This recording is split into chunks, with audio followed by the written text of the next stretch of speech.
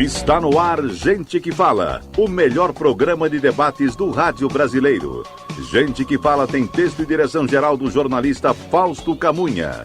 Gente que Fala reúne de segunda a sexta-feira formadores de opinião para discutir as principais notícias do dia. Gente que Fala tem o selo de qualidade ABCOM.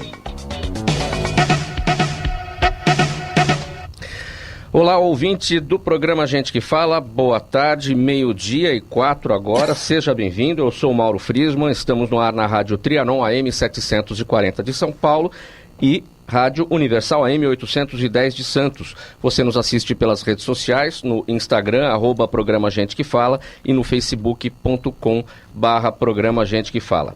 Curta as nossas páginas, acesse o nosso blog, é o gentequefala.com.br, participe também pelos telefones, hoje fazendo perguntas aos nossos convidados. Os números são 3289-3580 e 5052-5555.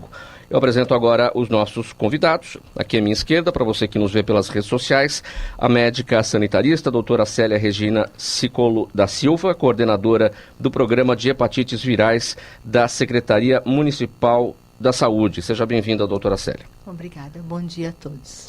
Também conosco, aqui à esquerda, a psicóloga Alessandra Abreu Florentino, especialista em psicologia do feminino. Seja bem-vinda, Alessandra. Muito obrigada, é um prazer estar aqui com vocês hoje. Agora, aqui à minha direita, a endocrinologista, doutora Lilian Kanda. Ela integra a American Diabetes Association, a ADA, que é a Associação Americana de Diabetes. Seja bem-vinda, doutora Lilian. Obrigada pelo convite e bom dia a todos. E conosco ainda o doutor Shuichi Fujisaki, ele é urologista, especialista em andrologia e geriatria. Bem-vindo, doutor Shuichi. Obrigado, Mauro. É um prazer. Sim. Antes aqui do nosso primeiro tema, vou ler aqui uma nota triste para todos nós, da equipe do Gente que Fala. A morte do radialista, como eu já disse, querido amigo de todos nós aqui, o Odair Batista, faleceu ontem aos 83 anos de idade. O Odair nasceu em 6 de outubro de 1935.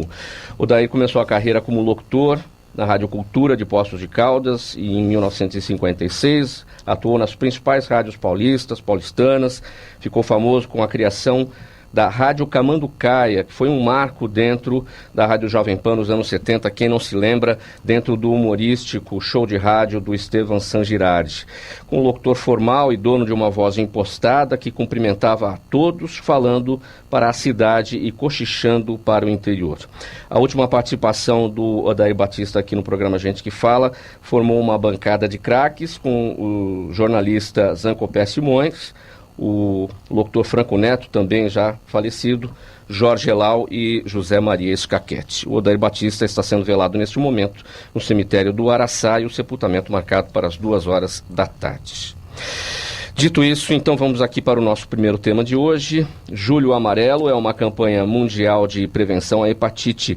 Alinhado a essa campanha, o Programa Municipal de Hepatites Virais da Secretaria Municipal da Saúde de São Paulo vem alertando para a necessidade da realização de teste rápido para a descoberta dos casos de hepatite C em pessoas acima de 40 anos de idade, com histórico de transfusão sanguínea antes de 1993, que fizeram ou fazem uso de drogas e que tiveram ou têm relações sexuais desprotegidas. Doutora Célia, esse grupo aqui de pessoas acima de 40 anos de idade, com histórico de transfusão, enfim, todos esses detalhes que eu acabei de destacar, antes de 1993. Por que este grupo em especial, o alerta é sobre eles? Bom dia. O grupo de 40 anos ou mais de idade são as pessoas no mundo inteiro e no nosso meio também, né, 75% das pessoas com hepatite C estão nesse grupo. Estas pessoas se infectaram há muito tempo e a partir dos anos 80, 90, com o conhecimento do vírus da hepatite C, com a possibilidade de triagem, né, em bancos de sangue, no início e depois nos serviços de saúde, foi possível diminuir a transmissão, né? Então, estas pessoas se contaminaram tempos atrás, há décadas atrás. E são essas que hoje apresentam a doença. E é por isso que este grupo é a nossa prioridade. Ou seja, termina a campanha hoje, porque o julho está terminando hoje, mas existe o alerta permanente o ano inteiro. Sim. Durante todo o ano, em todas as unidades de saúde, nós temos a vacina da hepatite B disponível para todas as pessoas de todas as idades, e é uma vacina que protege contra a hepatite B, que também é uma doença grave que pode evoluir para cirrose ou câncer de fígado, como a hepatite C. A hepatite C não tem vacina, mas tem cura. Por isso que a gente busca os pacientes. Esse teste rápido para a descoberta dos casos de hepatite C ocorre nos postos da prefeitura. Todas as unidades de saúde da prefeitura, nas unidades básicas, CAPs, SAIs, todas as unidades de atendimento têm ou teste rápido ou a sorologia convencional. Mas os testes para a detecção da doença estão disponíveis durante todo o ano. Descoberta a doença hepatite C, num desses testes rápidos, quais são as recomendações para aquela pessoa? A pessoa que tem um teste reagente para hepatite C, a própria unidade de saúde encaminhará para um serviço de referência de tratamento, onde esta pessoa continuará fazendo outros exames específicos e também será acompanhada e receberá o tratamento, que é um tratamento gratuito, distribuído para as pessoas doentes, né, com indicação de tratamento pelo Ministério da Saúde. Hoje em dia o tratamento é um tratamento simples, com comprimidos, né, fácil de ser realizado esse tratamento, com duração de 3 a 6 meses, dependendo do caso, e com poucos efeitos colaterais. Agora, negligenciada a doença, mata. Sim, ela pode evoluir para formas muito graves de doença no fígado, que é a cirrose, né, uma doença grave que todos conhecem, ou câncer de fígado, que também é bastante grave. Qual que é a prevalência da hepatite C na população? A hepatite C no nosso país, a estimativa é de 0,7%, né, de pessoas que tenham este vírus e que tenham vírus em atividade. Doutora Lilian, você é endocrinologista, lida bastante com essas questões no seu consultório seguramente. E existem muitas hepatites, parece um alfabeto inteiro quase, não? A, né, que geralmente são infecções, na verdade, através da água e de fezes, né? A B e a C que são sanguíneas, que a gente conhece mais. Sim, mas existem outras... A, B, C, D, não tem várias, talvez menos graves, mas existem outras. Talvez tenha algumas que não são identificadas, mas ainda não tem essa nomenclatura específica. Uhum. E o que é mais prevalente no seu consultório? A campeã realmente é a A, mas a B e a C têm aparecido ocasionalmente também. E a gente acaba fazendo o diagnóstico e acaba encaminhando para os serviços médicos compatíveis. Agora, tem hepatite que tem vacina e hepatite que não tem vacina. A A e a B tem as vacinas, né? A em crianças menores e, eventualmente, nos adultos que não tenham tido a doença podem se vacinar em serviços particulares, creio eu. E a B, que é disponível para todos também. A vacina da hepatite A está disponível também para homens que fazem sexo com homens, nos serviços de atendimento especializados da rede de DST-AIDS, porque nós tivemos um surto bastante importante, né, em 2017 e 2018, que foi nesta população, não foi só no Brasil, foi no mundo inteiro. Então, estas pessoas, homens que fazem sexo com homens, podem, independente da idade, podem procurar o SAI aqui no município de São Paulo, para receber a vacina. Quem é mais atingido por esses tipos todos de hepatite, o homem ou a mulher? Na hepatite B, tem uma porcentagem um pouco maior de homens. Na hepatite C, nós temos pouco mais de homens, mas muito próximo, tanto homem quanto mulher. Faixas etárias? Na hepatite C, prioritariamente acima de 40 anos. Na hepatite B, como ela é uma doença sexualmente transmissível também, né, nós temos em todas as faixas etárias. E é por isso que é importante a vacinação, para que a pessoa tenha a produção da sua imunidade antes de encontrar o vírus por essas formas de transmissão. Dr. Silwich, no seu consultório, qual que é a realidade em relação a esse tema da hepatite? A frequência, né, com relação à hepatite B é grande, exatamente pela transmissão sexual, né? Agora, eu faria uma pergunta para a doutora. Essa vacinação é para a vida toda, é uma vez só? Sim, a vacina da hepatite B, a pessoa tem que receber 3 doses da vacina para estar imunizada. E a imunidade é para a vida inteira. Sim. E agora o teste sorológico, né? Dependendo do antígeno, ele mantém presente, né? Os testes que nós fazemos para a triagem, nós procuramos detectar o vírus, o AGHBS, o antígeno. Tá? Então, nós não vamos procurar cicatriz. Nós vamos procurar a pessoa doente. Perfeito. A pré-diabetes corresponde a uma alteração do metabolismo dos hidratos de carbono, na qual os níveis de glicose no sangue são superiores ao normal, mas ainda não são elevados a ponto de serem classificados como diabetes. Ela deve servir como um alerta, porque ainda se encontra em estado reversível, mas com risco elevado de desenvolver diabetes. Além disso, ela aumenta o risco de doenças cardíacas e outras complicações médicas. Doutora Lilian, tem muita gente nesse estado de pré-diabetes. É feito um estudo? Existem levantamentos a respeito? O número de pessoas com pré-diabetes tem aumentado dia a dia. Por quê? Porque está ligado a muitos fatores de risco, como, por exemplo, a obesidade, o sedentarismo, a má alimentação. E isso tem aumentado muito nas cidades.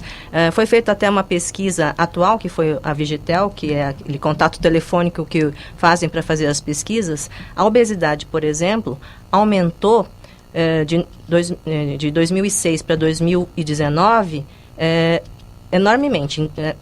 De acordo com a faixa etária, dos indivíduos de 25 a 35 anos, aumentou em 82%. Então, a prevalência tem aumentado. E, com isso, as doenças crônicas também aumentam, principalmente o diabetes. Então, o pré-diabetes vem aumentando bastante. Agora, o que seria o diabetes? O diabetes é a alteração do açúcar no sangue, né, causado por uma série de problemas, né, e que faz com que tenham algumas consequências no corpo. O diabetes em si também vem aumentando grandemente. Mais ou menos no Brasil, temos 13 milhões de diabéticos. E isso, até 2030, tem a possibilidade de aumentar em mais 60%. O pré-diabetes, na verdade, acaba pegando as pessoas, né? Existem alguns números que dizem se a pessoa tem diabetes ou não, que tem chance de ter algum tipo de problema de saúde já de acordo com o seu nível de açúcar no sangue. Existem 2 tipos de diabetes. O diabetes tem uma classificação ampla, né? Os mais comuns são o tipo 1, que é aquele dependente da insulina, o tipo 2, que é de acordo com o risco da má alimentação, o histórico familiar, temos o gestacional e temos alguns outros que tem o pancreático, tem vários outros de acordo com o tipo de medicamento que se usa. Bom, o diabetes é o excesso de açúcar no sangue. Qual é o nível considerado normal? Bom, o diagnóstico de diabetes hoje é a glicose de jejum no sangue, acima de 126, a hemoglobina glicada, que é o controle do açúcar nos últimos 3 meses, acima de 6,5, e quando se faz aquela curva glicêmica em que você faz um teste tomando um copo de água com açúcar e medindo a glicose de tempos em tempos, até um tempo de 2 horas, acima de 200. O pré-diabetes já é considerado, de acordo com a Organização Mundial da Saúde, um valor de glicose de jejum entre 110 e 126. A hemoglobina glicada já acima do valor normal, né, que seria 5,7 até 6,4. E nesta curva, quando se faz esse teste de ingerir o açúcar, entre 140 e e 200. E a pré-diabetes é reversível, com atividade física, com algum controle, com a dieta? Ela tem se mostrado bastante reversível de acordo com as mudanças no estilo de vida e no estilo de alimentação. Tem vários estudos que comprovam que tem uma redução importante do risco, né? Um estudo americano mostrou que existe uma chance de 58% de reversão em 3 anos se tomadas as medidas de dieta, atividade física, de emagrecimento e a mudança na alimentação, mudança no estilo de vida. E na sua realidade, tem dado certo quando você encontra pacientes nessa condição no seu consultório? Eles se conscientizam da necessidade dessa mudança de estilo de vida para poder reverter o quadro? A própria presença da pessoa no consultório já mostra que ela tem mais, assim, um certo interesse em mudar um pouco a alimentação, tentar emagrecer, para tentar melhorar um pouco esses índices, né? Então, a motivação realmente vem aumentando, né? As pessoas têm tentado melhorar e tem funcionado, sim. Doutora Célia, a Prefeitura se preocupa com esse aspecto da pré-diabetes? Tem programas específicos? Tem.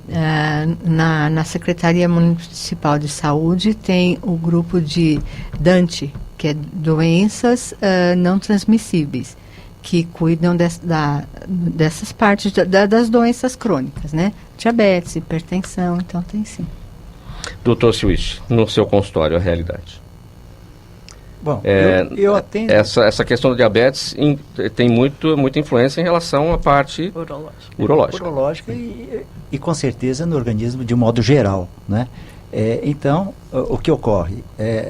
Na faixa dos pacientes acima dos 50 anos, as doenças começam a apresentar com maior frequência, né? Tá?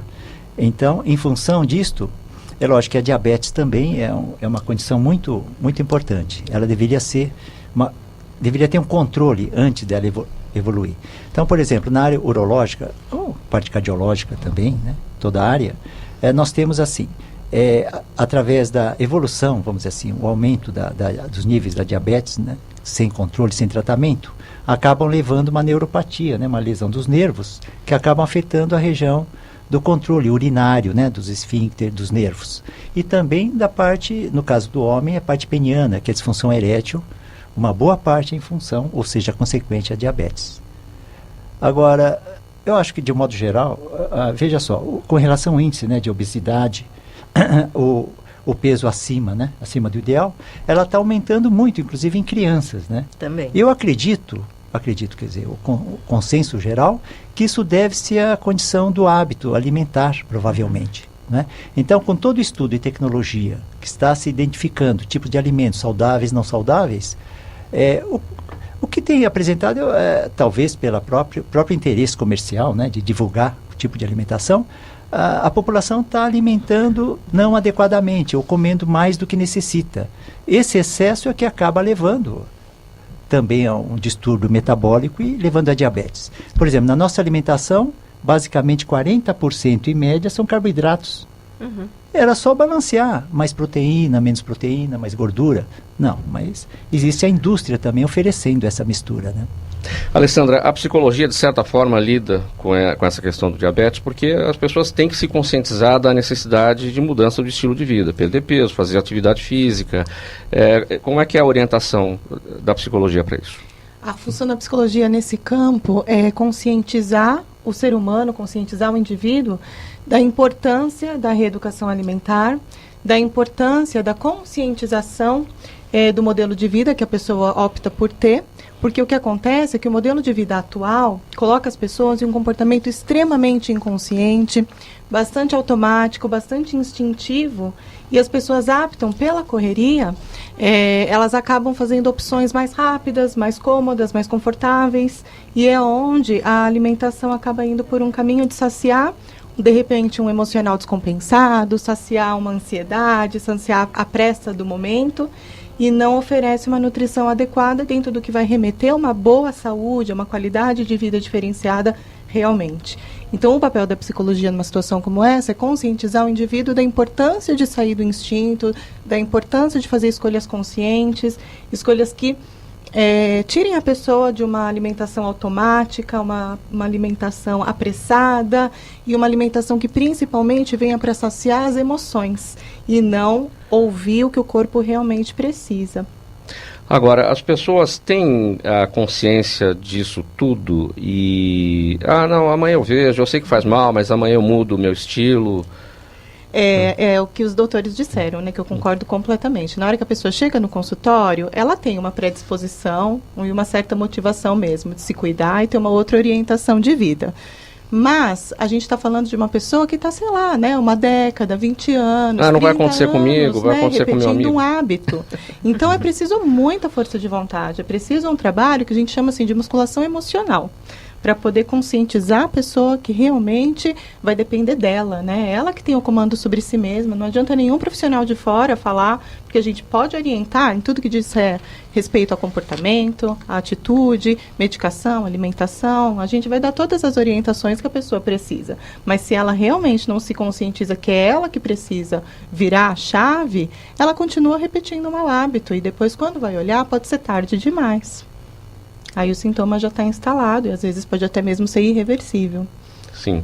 Nós vamos introduzir um outro assunto agora aqui no programa Gente que Fala, por telefone, com a doutora Selmara Catalano, dermatologista, coordenadora das faculdades BWS e diretora do Hospital da Pele. Doutora Selmara, boa tarde. Boa tarde, Mauro. Boa tarde a todos. Tudo bem? Tudo em ordem, graças a Deus. O nosso tema hoje é melasma. Isso. O que é isto? Melasma. Bom, melasma é uma doença de pele bastante comum.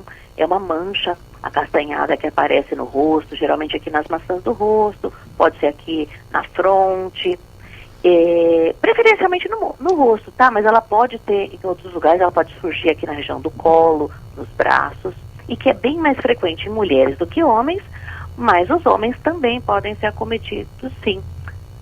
O que é que desencadeia o melasma? Na verdade, a gente não tem uma ideia exata do que aconteça. Existe uma facilitação, uma herança que pode ter aí uma predisposição, mas a gente sabe que alterações hormonais na mulher, então gravidez, uso de anticoncepcional, podem desencadear o aparecimento dessas manchas, mas principalmente e em todas as situações, o maior desencadeante é a exposição solar.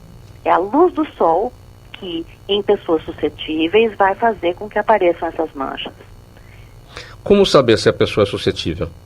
Bom, na verdade é só com aparecimento mesmo, viu, Mauro? À medida que essa mancha suja, ela geralmente no adulto, jovem em diante, as crianças e os adolescentes têm muito pouco, né? Então precisa ter algum estímulo maior. E de luz ao longo dos anos, principalmente o UVA. Então, a escolha do filtro solar para a prevenção é extremamente importante. Como a gente não tem um controle de quais são os filtros que tem, que entraria em nomes, o que eu sugiro é que as pessoas usem filtros acima de FPS acima de 30. Sabe aquele número que vem no rótulo? Sim, que é o fator de proteção solar. Isso. Aquele 30 se refere à capacidade de proteção em relação à queimadura, que é o UVB. Mas para ser 30, ele já tem junto um outro protetor, ou alguns dos componentes, que também protegem para a radiação UVA, né? Que essa é constante ao longo do dia, ela não faz pico na hora do almoço, ela é a mesma o dia inteiro. Ela já tem uma quantidade suficiente para que você reflita esse tipo de radiação. Então, se você não souber exatamente, não tiver uma orientação do seu dermatologista em relação ao filtro solar, escolha um filtro solar onde esteja escrito FPS acima de 30. E para tratar, aí vale a pena uma consulta, sim, porque é uma coisa chatinha de tratar, mas tem tratamento que vai desde os cremes, com clareadores, né, com alguns ácidos, alguns peelings, mas também existem procedimentos com microagulhamento, com associado à medicação, luz pulsada, lasers. Aí o seu dermatologista que vai te orientar para saber de que forma vai se fazer esse tratamento. Então, se não se sabe quem vai ter, o caminho da prevenção é o protetor solar mesmo. Exatamente, perfeito. E o tratamento elimina as manchas? Olha, algumas delas são eliminadas, uma boa parte, vamos dizer assim. Existem umas mais chatinhas que, no mínimo, melhoram. Mas é um tratamento contínuo, porque a partir do momento que você desenvolve a mancha, o dia que você deixar de proteger, ela volta, mesmo que ela tenha desaparecido. Então, a proteção solar é até o último dia da vida, enquanto quiser que funcione, na verdade. Tem algum disparo por um gatilho emocional?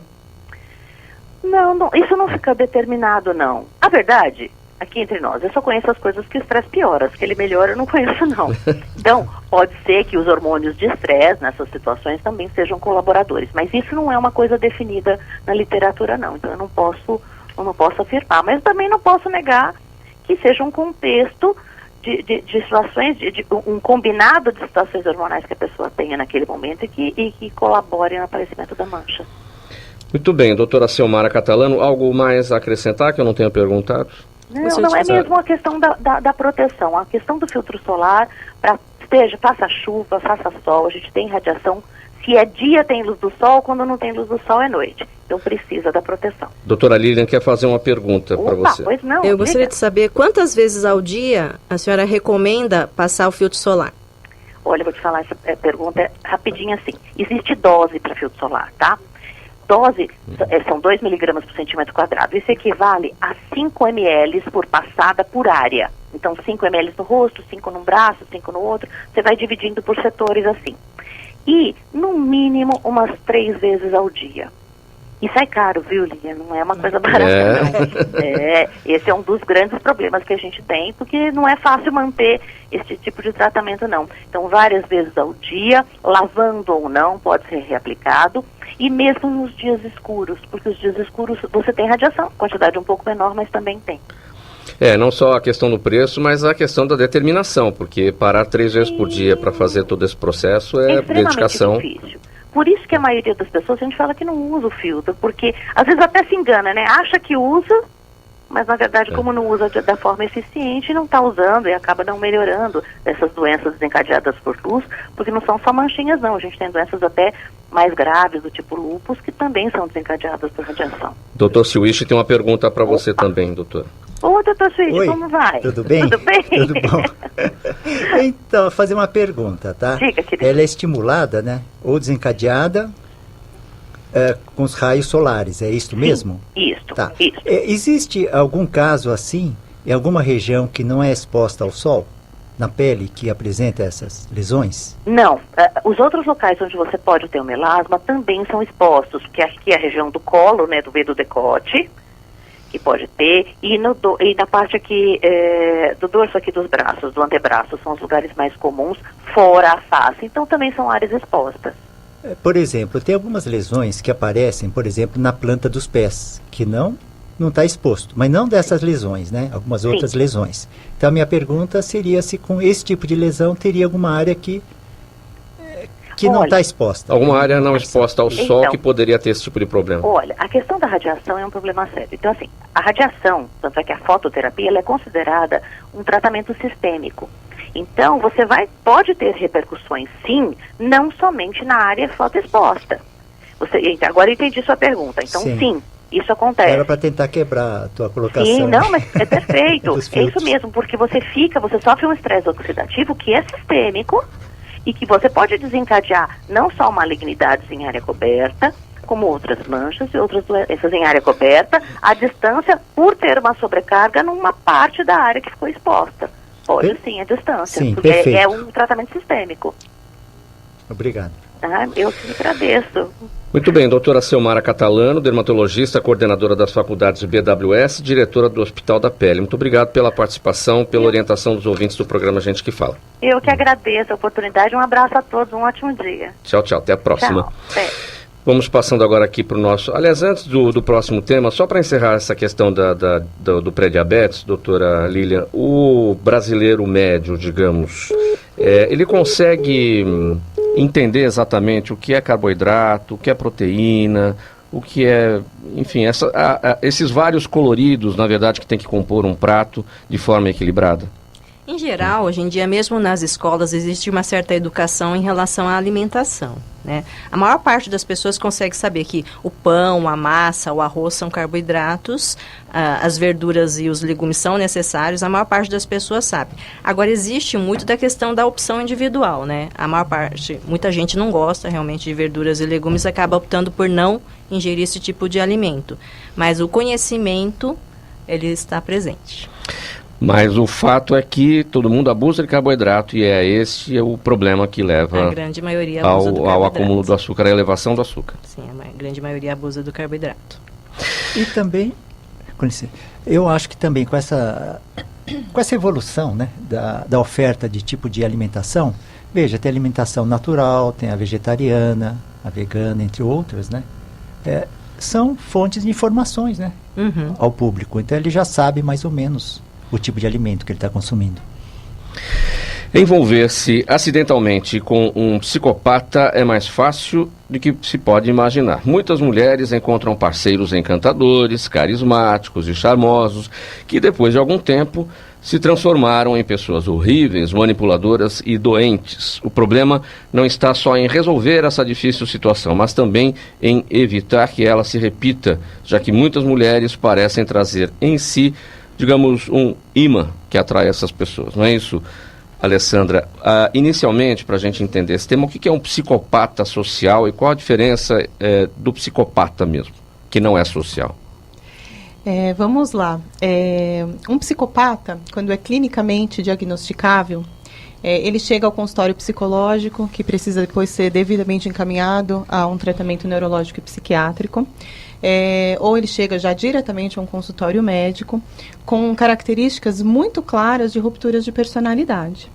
Então, essa pessoa chega não só desassociada da própria personalidade, mas ela chega em condições de apresentar alucinações, delírios, persecutoriedade.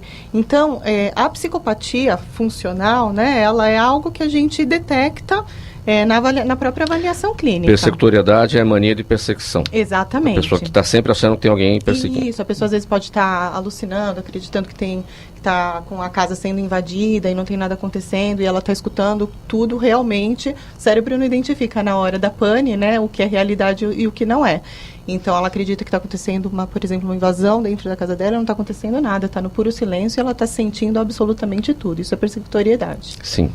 Mas, então, esse caso é o que nós estamos falando daquilo que é diagnosticável, né? Claro, para nós ali no momento da avaliação.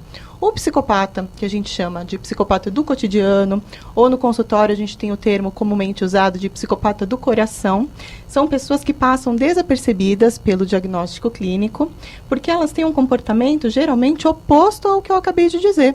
Elas não vão apresentar nenhum sintoma. São pessoas de imagem extremamente bem apresentável, são pessoas extremamente bem educadas, extremamente sedutoras e envolventes, e elas têm uma forma de se comunicar com bastante lábia e manipulação.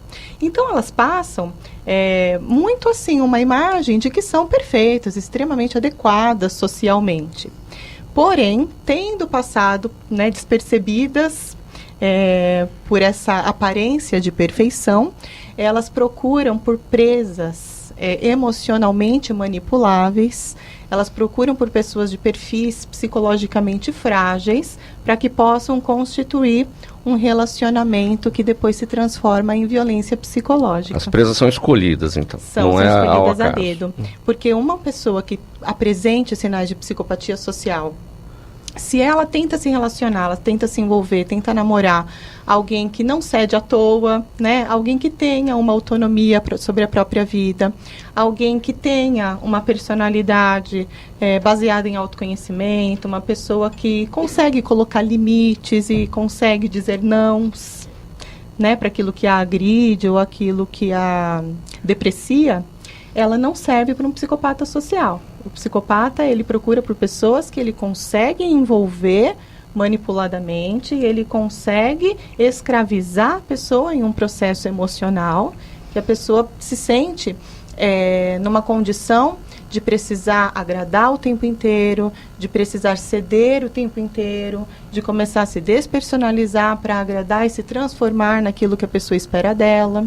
E quando a parceira ou o parceiro não corresponde à exigência do psicopata do cotidiano, o comportamento em relação a ela se torna punitivo. Então, essas pessoas são tratadas com desprezo, essas pessoas são tratadas com humilhação e vão adoecendo.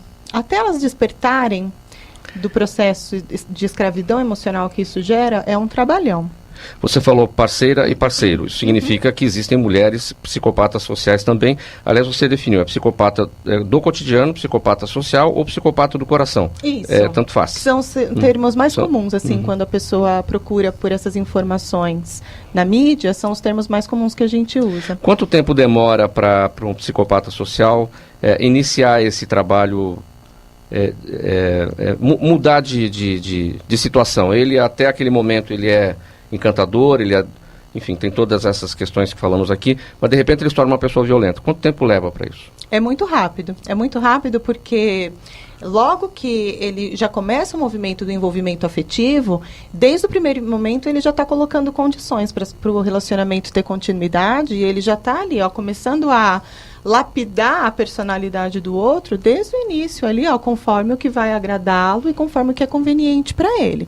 Então é muito rápido que esse comportamento já começa a ficar ambíguo, porém, olha só, não é que a pessoa é diretamente autoritária, a pessoa não vai chegar e colocar literalmente uma regra ou uma condição.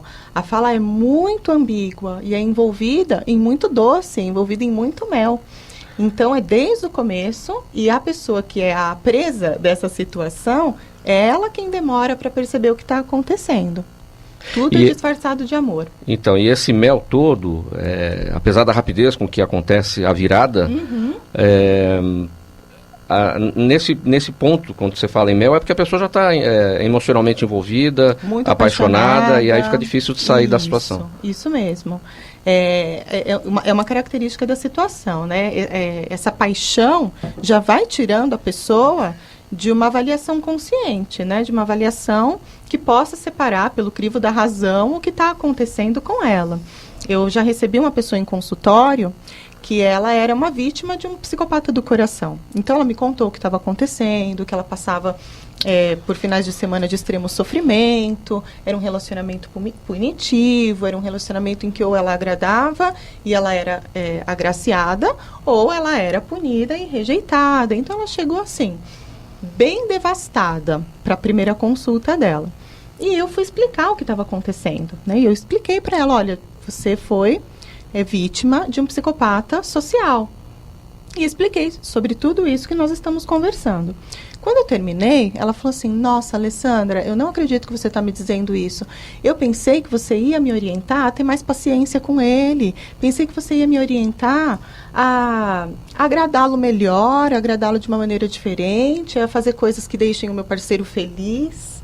Eu falei, olha, isso que você está me dizendo já é o típico relato de uma pessoa que está envolvida, porque é o tipo de armadilha emocional que ele te coloca. Então, você vê o quanto que o quanto que aparece, assim, de uma paixão que é sintomática, né? Não é uma paixão... Para esclarecer aquele que ainda não conseguiu compreender, para dar um exemplo prático, a pessoa está envolvida, mas não tem certeza se é isso, para dar um exemplo prático, as novelas costumam trazer esses tipos de personagens para demonstrar a realidade? Sim, o que acontece é que às vezes a gente está acostumado assim, eu vou dar duas situações para vocês. Às vezes a gente está acostumado a entender um psicopata porque a gente ouve uma notícia horrorosa no noticiário, né? Alguém que matou, alguém que violentou, né? E a gente está acostumado a uma psicopatia dessas notícias mais agressivas. Mas eles aparecem comumente como personagens de livros, personagens de novelas. E me parece que tem um personagem numa novela atual, que ele está demonstrando claramente um relacionamento abusivo dessa característica para para ludibriar financeiramente a parceira. Você está falando da novela das 9 da TV Globo, que tem um personagem do Reinaldo Gianecchini, e que ele manipularia a filha da Maria da Paz, com quem ele é casado, para roubar o dinheiro dela. Então, esse trabalho de manipulação é o psicopata social. Ele é um psicopata social. Esse é uma das formatações desse tipo de relacionamento, né?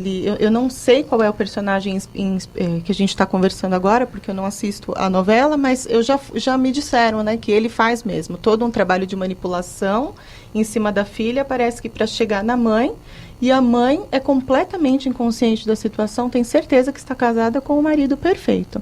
Me parece que a novela não retrata o lado mais agressivo dessa situação, que gera toda uma violência psicológica. Ele é casado com a mãe, ele manipula a filha por meio de um relacionamento para roubar o dinheiro da mãe. É isso que acontece. Sim. Esse é um caso típico do que a gente está conversando.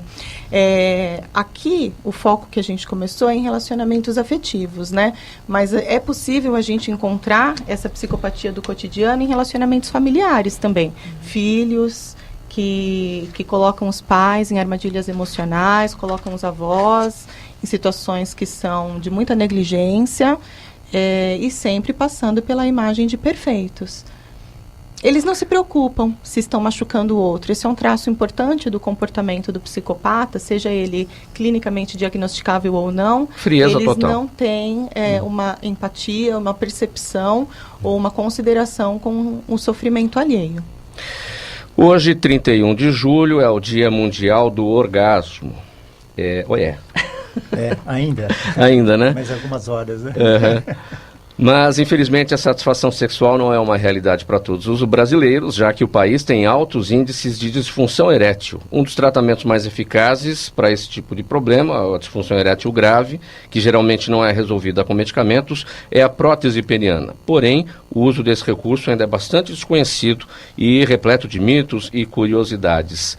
É isso mesmo, doutor Silvich? É um problema comum, grave e que muita gente não sabe que existe recurso para tratamento? Na verdade, a divulgação, ela se torna um tanto, vamos dizer assim, dificultada, né? Porque ninguém vai falar, não, eu estou com a prótese peniana, por exemplo. Né? Quem tem, fica com ele em casa. Agora, de toda forma, com relação ao orgasmo, né, o dia, lógico que isso é uma condição, vamos dizer assim, é um todo, não envolve só a parte física, como a parte emocional, psicológica, do relacionamento, né? Então, a prótese, na verdade, peniana, ela é indicada quando não existem mais recursos, né? No caso do homem, com relação à rigidez peniana ou ereção. Esses recursos aparecerem em comprimidos, medicamentos, por exemplo, o mais conhecido, que era aquele comprimido azul, né? Já praticamente tem 20 anos. Ou seja, até 20 anos não se falava em sexo. Era, de certa forma, tabu, né? Com relação à formação familiar, religiosa, não se comenta. Até hoje, dentro da família, entre pais e filhos, existe uma certa dificuldade em explicar uma condição sexual. Então, veja, de certa forma recente, mas a tecnologia tem diferentes, vamos dizer assim, condições de poder ajudar a melhorar o fluxo sanguíneo, que é a parte básica, né, da ereção. Seria a presença do sangue nos corpos cavernosos para dar essa firmeza. Quando, vamos dizer assim, esses recursos não têm mais resultado, esses medicamentos, né, por exemplo... ou quando não tem resultado, ou pacientes que não podem usar esses medicamentos. Exatamente. Agora, a prótese peniana existe, como a colocação, existe um mito, né? O paciente ele tem uma dúvida, se com a prótese ele vai continuar tendo a vontade, a libido, né? Que na verdade não tem a ver, que a prótese nada mais é do que um instrumento, vamos dizer assim, seria um silicone, não é? Que vai dar a firmeza, né? Seria mais ou menos igual à prótese mamária, o silicone também, ele vai dar aquela firmeza com finalidade estética. No caso do pênis não seria estético, seria a parte da firmeza rígida para poder manter ele firme para o ato sexual, seria isto, tá? Então essa confusão, será que eu vou ter vontade? É como se a prótese fosse responsável por tudo, que na verdade não é. Ele só dá uma condição de firmeza peniana. Né? E pensando nisto, podemos até simplificar, não fica um mito, uma coisa assim tão difícil de entender. A prótese, ela simplesmente é uma haste de silicone que vai dar firmeza para o pênis. Não é? Bom, eu acho que com relação à prótese, é uma cirurgia, a prótese peniana. Basicamente, existem modelos, umas com bombinha, infláveis ou não, no caso de mama não tem, ela é estável. Mas no caso do pênis, existem próteses que podem ser acionadas. O importante é que tudo isso é interno, tudo é embutido, é dentro. A bombinha na região da bolsa escrotal, existe um reservatório e tal. Bom, o que é importante é que é um procedimento já de muitos anos, ele é realizado, né? Apesar de não ter grande divulgação. É um procedimento, vamos colocar, de médio porte cirúrgico, hospitalização de um dia, anestesia vai desde local até a de bloqueio ou tipo geral. Vai depender das condições de cada paciente. Mas, de toda forma, seria um dia de hospitalização. Existe um período de cicatrização, de espera, né, dos tecidos, que em média 30 a 45 dias. A partir desse tempo, o indivíduo ele retorna uma atividade física sexual. Né? E, bom, o que é importante salientar que, diferente da mama, que pode se escolher o tamanho, no caso do pênis, não. O tamanho já é pré-definido, porque a prótese fica dentro dos corpos cavernosos. Né? Então, essa ideia de vou colocar uma prótese para melhorar a estética, aumentar, é um tanto relativo. O que pode se fazer é recuperar o tamanho que tinha antes, em alguns casos. Né? Mas, de toda forma, um aspecto, assim, um paciente com prótese e outro sem prótese, ou seja, ele antes, aspecto visual é praticamente similar. Após uma cirurgia como essa, há necessidade de um trabalho interdisciplinar, ou seja, juntar outras áreas da medicina para este homem, como, por exemplo, a psicologia, que é uma nova realidade a ser enfrentada dali para frente. Mas, de modo geral, não. Veja, como a parte sexual envolve o casal, o interessante seria que a esposa acompanhasse, a companheira acompanhasse na consulta também. Né? Mas, de toda forma, veja, cada caso é um caso. E, na realidade, a maioria dos casos, o homem ele vem sozinho. Ou ele vai informar a esposa depois, porque talvez ele tenha o receio de perguntar para ela dizer o seguinte, não é necessário, tem um risco cirúrgico e tal, e ele fica com a vontade e não vai conseguir fazer. Então, uma boa parte ele procura realizar a cirurgia e depois ele conta. Ele fala, não, era uma cirurgia pequena, não queria deixar preocupada, tal, mas ele já fez. Agora eu tenho um grupo de pacientes que perguntaram para a esposa antes, ela falou não. Aí ele não teve mais como prosseguir alguma condição dele. Vamos entender que esses pacientes todos, de modo geral, têm acima de 50, 60 anos, né? Sim. Alessandra, essa questão da parte emocional, da parte psicológica do homem nessa condição, como é que a psicologia trata isso? O homem passa por fases, né? Tanto homens quanto mulheres, mas para a gente enfocar aqui na questão masculina, ele passa por fases em que ele visita o seu psiquismo, né? E a forma como ele vem se reconhecendo enquanto homem, enquanto seus papéis, os papéis que ele desenvolve, os papéis que ele vivencia em vida. E em algum momento ele se depara com a questão da própria sexualidade. E pode ser que dentro de um desejo profundo, né, de se recuperar a atividade, de se recuperar a forma como ele se enxerga em proatividade, né, como dono do próprio corpo, é possível que a pessoa venha a procurar um trabalho como esse, que eu acho que é de extrema importância para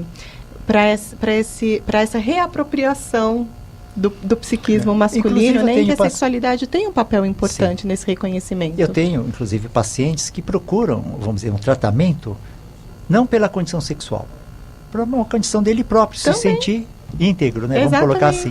Íntegro, exato, é uma palavra perfeita para esse momento. Ele se sente mais completo, né? Se sente dono com melhor de si. saúde, talvez, exatamente. Né? Que ele não perdeu uma parte. Sim, com certeza. Gente, eu já tenho perguntas do público aqui, mas antes disso, o tempo está passando bem rápido. Eu quero entrar num assunto aqui com a doutora Célia. Bem objetivamente, 600 casos de sarampo no estado de São Paulo, desse total 484 na capital, 76% do total. Como é que está essa questão? Nós vivemos um surto mesmo, doutora Célia, bem objetivamente? Sim, vivemos um surto. O sarampo é uma doença infecto-contagiosa, altamente contagiosa.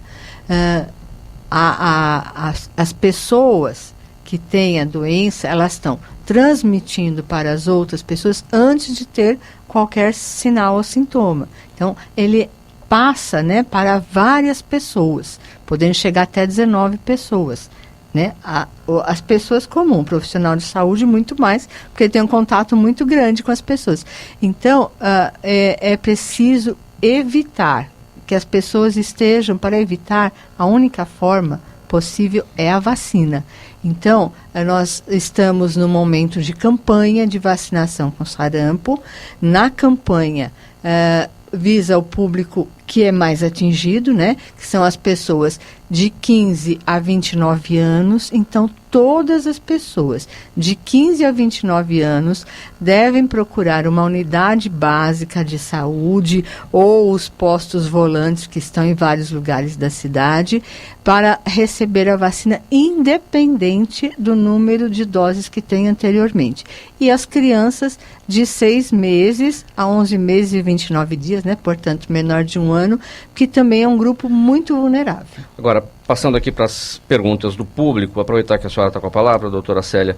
A Marta de Santo Amaro pergunta a sua opinião sobre projetos que propõem a obrigatoriedade das vacinas, bem objetivamente, para a gente fazer todas aqui. Nos países desenvolvidos, né, que começaram a sofrer o retorno dessas doenças que são preveníveis por vacinação, alguns países já estão tornando obrigatório. O que as pessoas têm que ter em mente, né, que tem que ter consciência, é que vacinando ela está protegendo a si e a comunidade. Vacina não transmite doença, ela protege de doenças. Doutora Lilian, o Jaime do Jardim Bonfilholi pergunta: o diabético tem maior risco de contrair glaucoma? As doenças oculares, elas têm uma prevalência um pouco maior realmente nos diabéticos. O glaucoma é uma delas. E é necessário um cuidado, né, uma visita ao oftalmologista pelo menos uma vez ao ano para os pacientes que têm diabetes. Diabetes tem grande participação na questão não só de problemas oculares, mas também de amputações, né? Circulatórias, né? Aí a questão das amputações, renais e cardiovasculares principalmente. Alessandra, a Juliana de Osasco diz o seguinte, pergunta o seguinte: um exame psicotécnico bem feito e bem analisado poderia prever desvios de conduta patológicos? O psicotécnico não diagnosticaria isso. Alguns perfis psicológicos, eles apresentam alguns traços de que algo vai se desenvolver lá na frente desde a infância. Então, para algumas situações, não é nem mesmo necessário um olhar médico ou psicológico. A gente está ali em convivência com a criança, a gente já percebe alguns traços de comportamento que a gente fala, olha, se isso não for olhado, lá na frente vai desenvolver algo diferente. Agora, pelo psicotécnico em si, mesmo que seja um trabalho feito de qualidade, a psicopatia não aparece. Dr. Silício Marcos de Pinheiros pergunta: quais são os primeiros sintomas de um câncer de próstata? Bom, primeiro sintoma, veja, a próstata, como ela se localiza debaixo da bexiga, em volta da uretra, a próstata aumentando, ela vai trazer uma alteração na parte miccional. Então a irritação nessa região pode trazer uma vontade da micção com maior frequência. Por conta de urina residual. Dessa irritação. Não, irritação seria estímulo mesmo, sim, né? Agora, urina residual, quando existe um bloqueio nesse esvaziamento, então aumentaria a frequência também. Agora, o jato pode se tornar mais fino também, porque a próstata pode aumentar e diminuir o calibre, né? Vamos dizer assim, da uretra. Pode ter uma urgência urinária também, né? Ele sente vontade, não dá muito tempo dele chegar, vamos dizer assim, até a toalete. Agora, de toda forma, esses sintomas que eu apresentei, até dores também na região, né? Agora, quando aparecem os sintomas é que o processo já tem um grau de evolução, né? Tanto que hoje em dia, a maior parte, vamos dizer, dos tumores da próstata são feitos o diagnóstico antes de qualquer sintoma. Com esses exames, essas campanhas, né? A partir de tal idade, 40, 50 anos, a partir de 50 anos fazer um exame periódico com relação à avaliação da próstata, tem se feito o diagnóstico antes de qualquer sintoma. Por isso que é muito importante. Importante ir ao médico a partir dos 45, não, 50 anos? Em média a partir dos 50. A não ser que tenha antecedente familiar, a partir dos 40, 45, depende do caso. Exame de PSA inicialmente. Isso. E o exame de toque. Existe o toque. Nos casos suspeitos. E para completar, o ultrassom, né? E, em última instância, a biópsia, né? A ressonância magnética talvez? Também. Doutora Célia, a Gabriela do Ipiranga pergunta se a senhora teria uma previsão de quanto o Brasil investe por ano em saneamento básico. Não. Assim, em termos de custos, não, né? Mas o saneamento básico é uma forma bastante importante, né? Para prevenir algumas doenças que vão causar diarreias e inclusive a hepatite A, né? Que é uma doença transmissível pela contaminação com fezes de pessoas que têm a doença, de água ou alimentos. Então, saneamento é extremamente importante. Doutora Célia, 10 segundos para a sua despedida. Sua mensagem final. Agradeço a oportunidade de estar aqui falando com vocês e peço que todas as pessoas procurem uma unidade de saúde para fazer o teste de hepatite C e vacinar contra a hepatite B. E vacinar contra o sarampo agora, nesta época. Alessandra, sua mensagem final, bem objetivamente. Gostaria de lembrar que não são os psicopatas do cotidiano que procuram tratamento, porque quando as coisas se embolam para o lado deles, eles mudam de presa. Então, gostaria muito de pedir que as mulheres que se identificarem com o conteúdo que a gente conversou hoje, que elas busquem ajuda profissional para que elas possam aprender a sair desse tipo de armadilha. Doutora Lilian, palavra final. Gostaria de agradecer pelo convite, né? Agradeço muito. Nós que agradecemos. E também lembrar as pessoas que a questão do diabetes é uma questão realmente de autocuidado, né? De tentar ter uma vida mais saudável, com hábitos mais saudáveis. Dr. Siwishi? Bom, eu agradeço a oportunidade. Assim, a gente sempre está aprendendo, né? Novas informações, outras áreas. O que eu acho muito importante é que continuem fazendo esses exames preventivos, né? Conforme a orientação, de acordo com a idade, a região, que isto que acaba trazendo melhores resultados com relação a qualquer tipo de tratamento. O agradecimento a todos os nossos convidados, participantes de hoje desta mesa do programa Gente que Fala, a médica sanitarista doutora Célia Regina Cicolo da Silva, a psicóloga Alessandra Abreu Florentino, a endocrinologista Lilian Kanda, o urologista Dr. Siwishi Fujisaki. Na mesa de som, o Cléo Rodrigues, apresentação minha, Mauro Frisman, pauta e redação Pedro Schiavon, diretora de produção Zenilda Salvato, direção geral deste programa do jornalista Fausto Camunha, do outro lado do programa Gente que Fala, você, ouvinte, que é a razão da nossa presença aqui. Fique agora com o programa Caio Sorriso Show. Tchau, até amanhã.